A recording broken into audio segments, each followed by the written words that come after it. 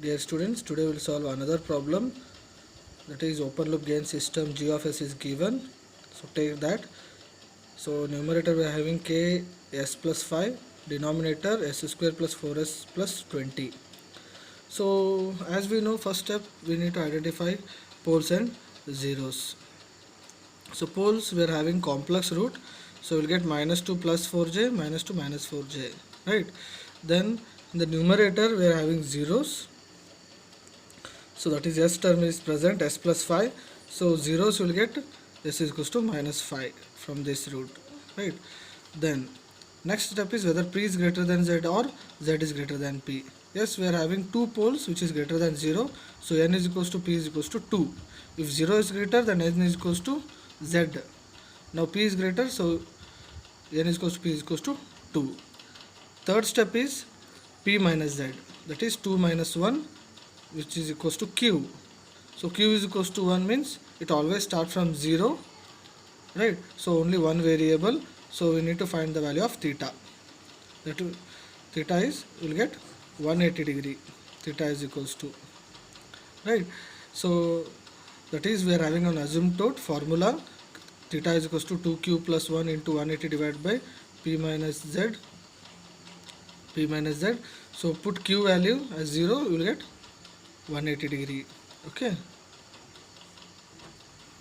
180 degree. Next, after asymptote is centroid. Rho is equals to summation of real number of poles minus summation of real number of zeros divided by p minus z.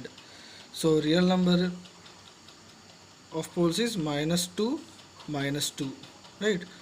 Then I'll write it here, minus 2 minus zeros we are having minus 5 whole divided by p minus z is 1, so we'll get 1 as centroid. So we'll just go through the graph. So we are having complex poles, that is minus 2 plus 4j, minus 2 minus 4j. Two poles we are having.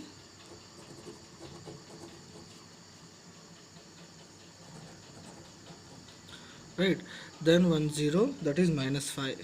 So draw the root locus from the right hand side. This is first 0, there is no pole, only two poles which are complex. We are having 0, that is odd number, so root locus will exist and it will reach to infinity. It will reach to infinity, right? As there is no pole and 0 in the middle, so it will continue, root locus will move till infinity. So I wrote RL here, root locus. Here there is no root locus, so NRL. Okay. Now next step is centroid. Centroid is 1, I had marked that one. Then asymptote we are having 180 degree. So 180 degree means 90 means like this, 180 means straight line. So I had given theta 1 here. This straight line from here it will move till infinity, that is our theta asymptote, right? So next step is breakaway point. So we will go to breakaway point. So formula for breakaway point is 1 plus g of s into h of s equals to 0. So I told breakaway point means remember dk by ds equals to 0. Okay, this you should remember. So 1 plus g of s into h of s equals to 0, that is breakaway point formula. Then 1 plus k, that is g of s, k s plus 5 divided by s square plus 4s plus 20 equals to 0. Then you will get the characteristic equation. Then take that characteristic equation. So here what I did is s term, k term, I am taking it one side because we want with respect to k value, right? K will take it on the left hand side, other terms on the right hand side. So for that purpose I took k one side. Okay, see here, s square plus 4s plus 20 plus k s plus 5, I took k common here. Okay, so I took k on the left hand side, other terms on the right hand side. Then this s plus 5 I'll take it on the right hand side. Okay, so now differentiate. dk by ds. So while differentiating, you are having numerator and denominator term. So you should apply u by v method. U by v method. That is v into du by ds minus u into dv by ds divided by v square. You already know, I think. So numerator and denominator is there. When you are going to differentiate, at the time you will apply u by v method. So differentiate it. V as it is. V is denominator part as it is. U differentiated. S square means 2s minus 4. S means it becomes minus 4. I think you already know the formula. X raised to n is equals to nx n minus 1 differentiation formula. So s square means it becomes 2 s raised to 2 minus 1, so it becomes 2s, right? Similarly, only s term is there means, so it becomes only 4, right? Similarly, u as it is, then differentiation of v, only s is there, no term means it becomes 0, so here s term is there, it becomes 1 divided by v square. So after substituting, you will get this minus s square minus 10s. You can see here minus 2s plus s square, it becomes minus s square, then 14s minus 14s plus 4s, it becomes minus 10. So this s plus 5 the whole square as it is. So I told dk by ds equals to 0. So whatever the equation you will get, that will be equals to 0. So denominator part, it becomes 0, right? So only numerator will remain. So put this in your calculator equation, then you will get 2 roots.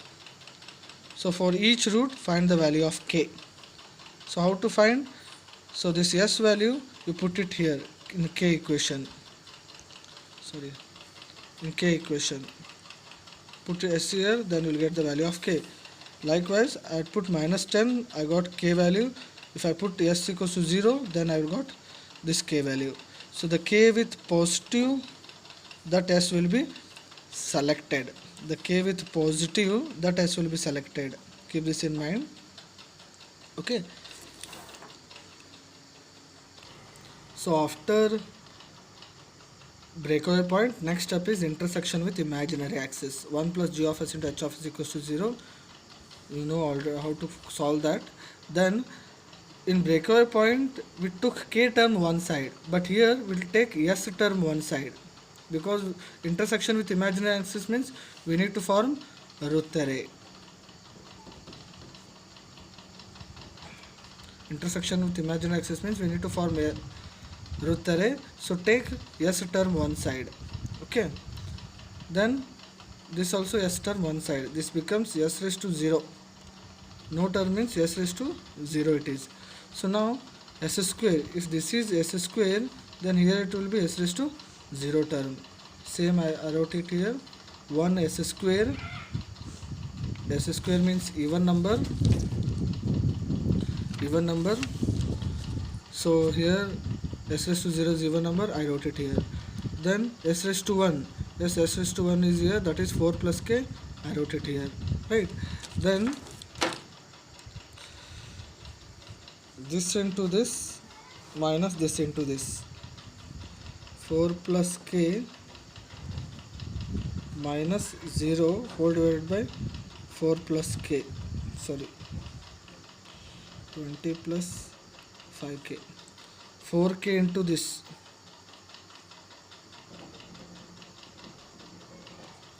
Right?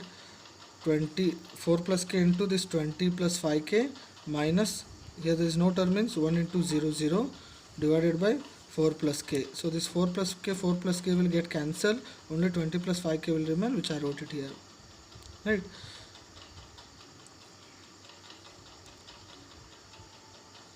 So directly we can say that 4 plus k equals to 0. So k is equals to minus 4.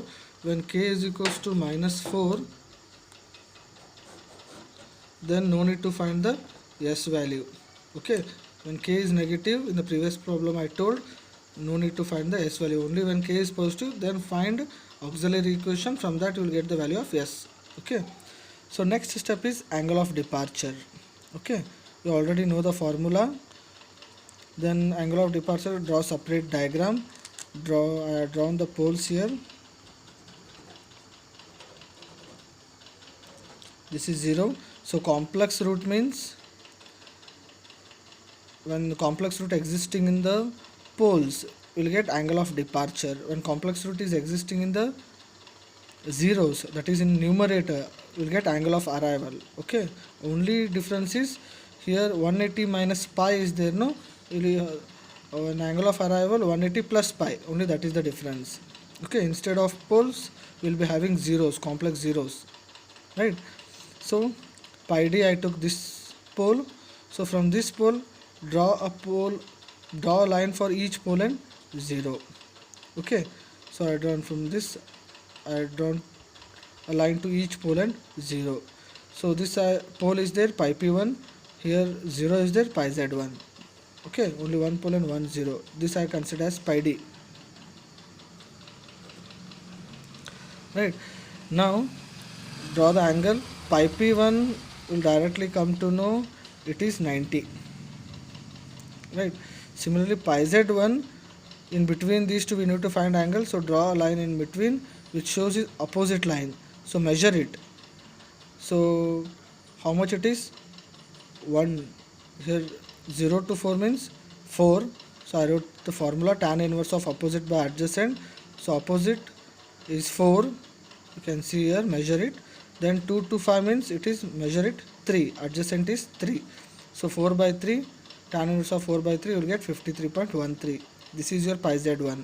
Pi p1 is 90. So pi is equals to summation of pi p minus summation of pi z. 90 minus 53.13, you will get 36.87. Pi d is equals to 180 minus pi, where pi is 36.87, you will get 143. So we will just go through the diagram.